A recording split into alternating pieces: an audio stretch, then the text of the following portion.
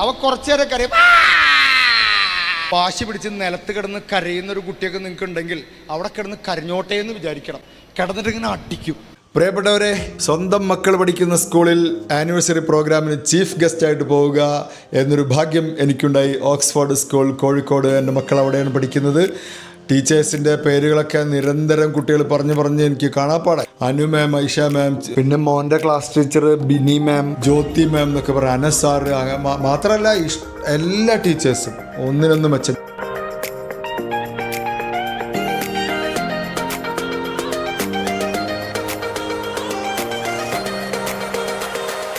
പാരൻസിനോട് സംസാരിച്ചു, അരമണിക്കൂർ, കുറേ സമ്മാനങ്ങളൊക്കെ കൊടുത്തു.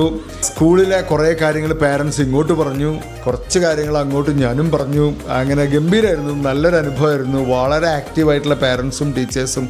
ഈ പ്രിൻസിപ്പൽമാരുടെ അസുഖമായിരിക്കും കുട്ടികൾക്ക് പകരം. ഇദ്ദേഹത്തിന് എഴുതുന്ന ഒരു അസുഖമുണ്ട്, അത് പകർന്നു 100ഓളം കുട്ടികൾ. അതിനൊരു കയ്യടി കൊടുക്കണം കേട്ടോ. അത് അല്ലേ, ഗ്രേറ്റ്. പിന്നെ അനസാറിനെ കണ്ടിട്ടാണ് ഞാൻ എൻ്റെ മക്കളെ അവിടെ ചേർത്തത്.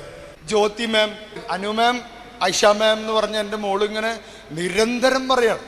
അപ്പോൾ താങ്ക് യു സോ മച്ച്. അതായത് 2ഓ 3ഓ പേരെ വെച്ച് നമ്മൾ അനുഭവിക്കുന്ന ബുദ്ധിമുട്ട് നമുക്കറിയാലോ. അപ്പോൾ 20ഉം 30ഉം പേരെ ടീച്ചേഴ്സ്, എൻ്റെ വൈഫൊക്കെ എന്നും പറയും എങ്ങനെയാണ് അവിടെ അടങ്ങി ഒതുങ്ങി ഇരിക്കുന്നത് എൻ്റെ മോളെ കുറിച്ചേ. അത് അവർ തന്നെയാണ്. അവർക്ക് നമുക്കൊരു ഇപ്പം അടിച്ചതിനൊക്കെ ഗംഭീരമായിട്ടൊരു കയ്യടി കൊടുത്താലോ. അനുഭവങ്ങൾ കൊടുക്കുക എന്നുള്ളതാണ് ഒരു പാരൻ്റ് ചെയ്യാവുന്ന ഏറ്റവും നല്ല കാര്യം. അനുഭവങ്ങൾ കൊടുക്കുക.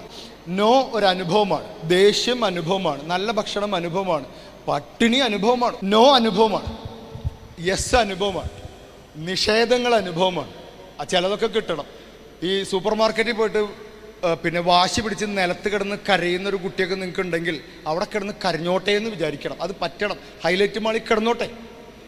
ചിലവരങ്ങനെ, എൻ്റെ മോൻ അങ്ങനെ സ്വഭാവം ഉണ്ടായിരുന്നു. അവൻ ആദ്യം ഇങ്ങനെ തോണ്ടു വൈഫിന് ബോള്.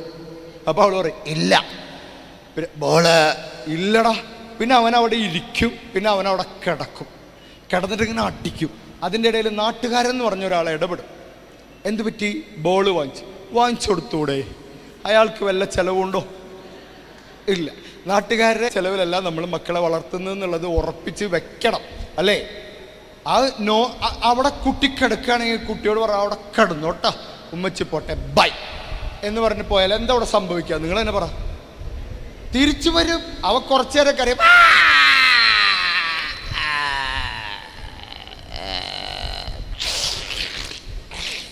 ഇങ്ങനെ വരും. അത്രേ ഉള്ളൂ. അനുഭവങ്ങൾ കൊടുക്കുക. ഓക്സ്ഫോർഡിനെ കുറിച്ച് നിങ്ങൾക്ക് പറയാവുന്ന കുറച്ച് കാര്യങ്ങൾ ആരെങ്കിലും ഒന്ന് എഴുന്നേറ്റൊന്ന് പറയുമോ? ഒരു സ്കൂളിലും ഇത്ര തോന്നെ പബ്ലിക് സ്പീക്കിംഗ് ഇമ്പോർട്ടൻസ് കൊടുത്തില്ല. പബ്ലിക് സ്പീക്കിംഗ് അതൊരു സ്കൂളിൻ്റെ ടാലൻ്റാണ്. മോന് കുറച്ചും കൂടിയും ഇൻട്രാക്റ്റീവ് ആയിട്ടുണ്ട്.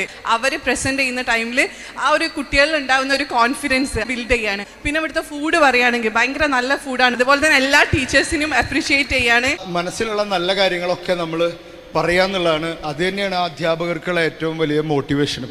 മാത്രമല്ല, ഇപ്പോൾ ഏറ്റവും വലിയൊരു സംഗതി, ഏഷ്യ ബുക്ക് ഓഫ് റെക്കോർഡിലേക്ക് വരുന്ന നമ്മുടെ 100 കുട്ടികൾ 100. അത് ഞാൻ നേരത്തെ പറഞ്ഞില്ലേ, സാറിന് എഴുത്തിൻ്റെ ഒരു അസുഖമുണ്ട്.